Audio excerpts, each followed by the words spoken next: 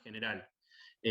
Tenemos que ahora evaluar cuál es la distribución y la importancia y el impacto en salud que tienen las nuevas variantes virales. La aparición de nuevas variantes no es una sorpresa, porque los virus ARN, que tienen alta tasa de mutaciones y que tienen alta replicación, es decir, cuando hay muchos casos, como está ocurriendo ahora, se van seleccionando por presión natural los que están más aptos a la transmisión y los que, digamos, pueden tener mejor fitness viral. Los cambios genéticos son inherentes a la misma evolución, y dentro de estas nuevas variantes tenemos que reconocer, según la OMS, dos grupos. Las variantes de interés y las variantes de preocupación. Las variantes de interés son nuevas cepas que obviamente tienen ciertas mutaciones, pero que no le condicionan de forma significativa la transmisión ni la neutralización de anticuerpos ni de plasma convaleciente. Dentro de este grupo tenemos que mencionar a la cepa P2 de Río de Janeiro, la cual circula desde abril del año pasado, con lo cual claramente no ha tenido el impacto que otras cepas que están ahora en discusión. Entonces la cepa de Río de Janeiro, si bien tiene su origen en Brasil, circula ya hace muchos meses y no se ha visto asociado con ningún evento negativo importante.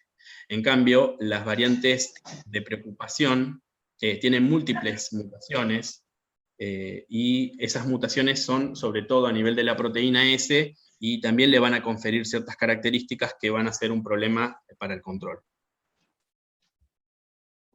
¿De qué manera estas variantes de preocupación pueden, digamos, tener un efecto negativo en la salud pública?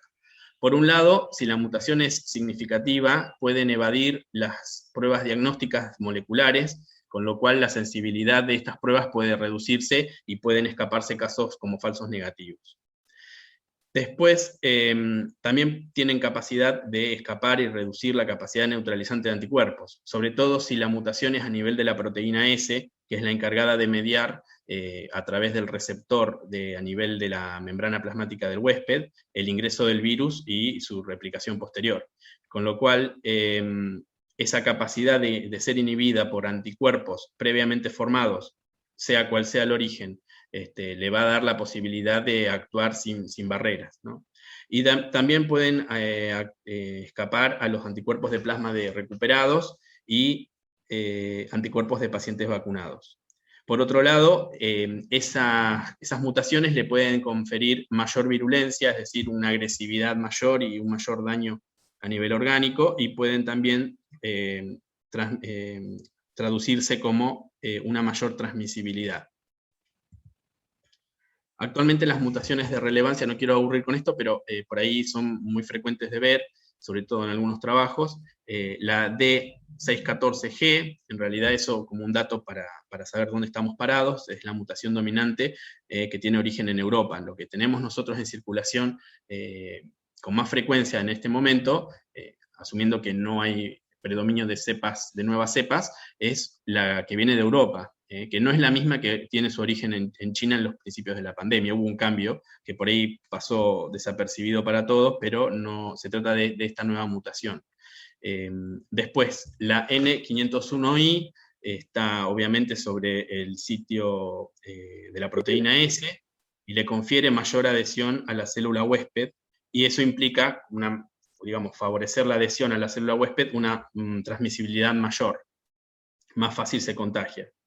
Y la P681H también confiere mayor transmisibilidad. Y por último, esta que es muy importante, que es la E484K, que es la responsable en las nuevas cepas de la reducción de la unión entre los anticuerpos y la proteína S, dándole el escape inmunológico a la cepa. La 484K, esta justamente va a ser común en algunas de las nuevas cepas. La combinación de mutaciones, bueno, le confieren diferentes características. Estas son las nuevas variantes virales. Las tres que pongo en el cuadro son justamente todas variantes de preocupación, no está incluida la cepa de Río de Janeiro y tampoco la cepa californiana, que si bien para Estados Unidos es una BOC, para la OMS todavía no lo es.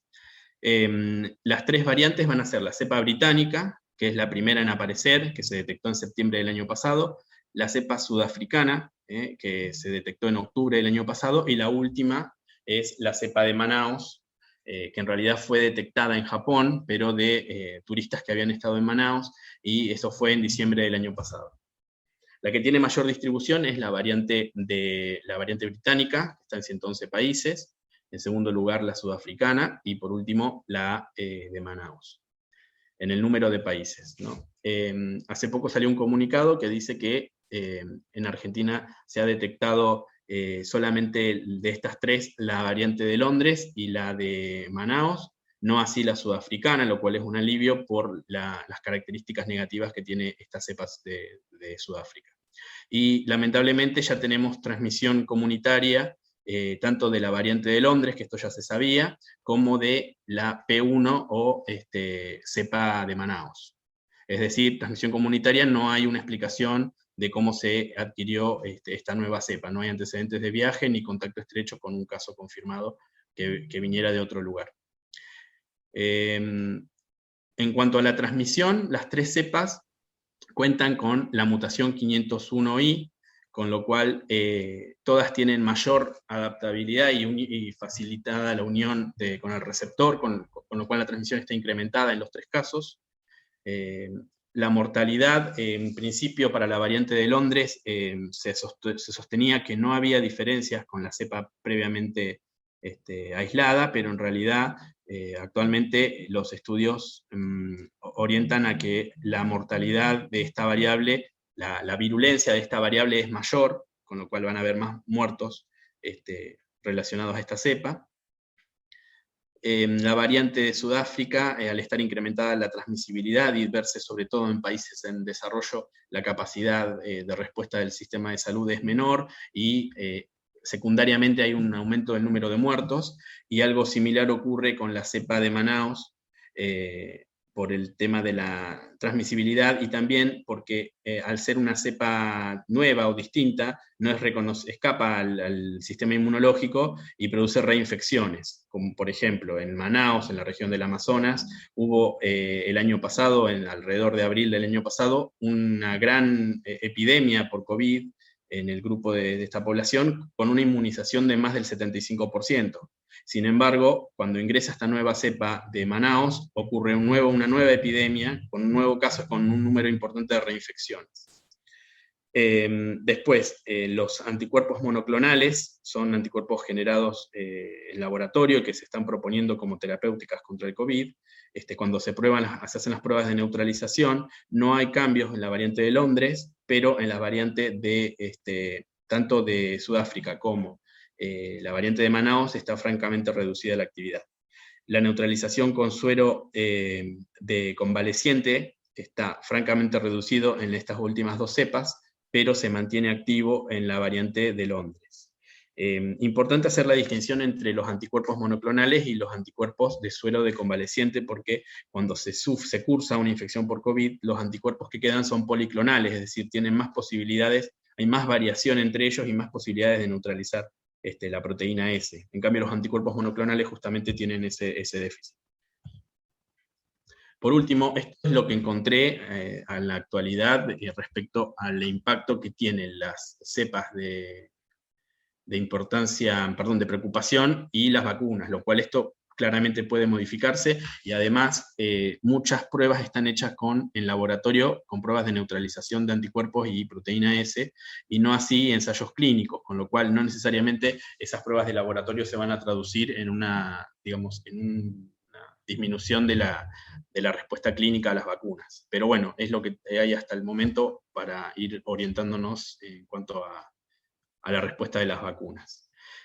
Claramente la que tiene peor perfil es la sudafricana, donde tanto las vacunas de ARN tienen una disminución franca de la actividad, y la de Oxford también, ¿sí? Esto a diferencia de las otras dos. Siempre que pongo la F son las veces que en las pruebas de neutralización está reducida la actividad. En el caso de la de Oxford, AstraZeneca, hay un ensayo clínico donde se estima una eficacia clínica de 22%. En realidad era parte de la misma fase 3 que se testeó en un subgrupo se testeó en Sudáfrica y dio esos valores. Igual son poblaciones chicas, pero bueno, son en pacientes directamente estos resultados. Lo único que tiene de ventajoso esta situación es que la vacuna de Janssen tiene una eficacia para forma severa del 85% para la cepa sudafricana. Esto motivó que Sudáfrica vendiera el stock que tenía de vacunas de AstraZeneca y consiguiera las de Janssen, y están vacunando con eso para su cepa. Y otra buena noticia es que la vacuna Sinopharm, que es la que se estaba usando, una de las 3 que se estaban usando en este momento acá en Argentina, tiene una reducción de la actividad, pero que no es significativa, de 1.6 fold, o sea, 1.6 veces, que a comparación de las vacunas de ARN es muy poco, con lo cual tendría actividad, teóricamente, según estas pruebas de laboratorio. Después, en general, la cepa de Londres, la británica, no tiene cambios significativos en cuanto a la actividad, sería una vacuna útil para esta cepa de Londres, tanto las vacunas de ARN como Sputnik, como la de AstraZeneca. Me olvidé de comentar que la Sputnik, que es la que usamos acá, si bien no hay publicaciones, hay, digamos, comunicados de prensa donde dicen que no hay impacto en la inmunidad tanto para la cepa de Londres como la sudafricana. Y por último, la cepa de Manaos tiene, o sea, la reducción para las vacunas de ARN es importante, no así para la Coronavac, que es una vacuna que están usando en Brasil justamente por este problema. La de Oxford no estaría, digamos, las pruebas de laboratorio le dan mal para la eficacia de esta vacuna, pero la de Janssen mantiene casi un 70% de eficacia clínica.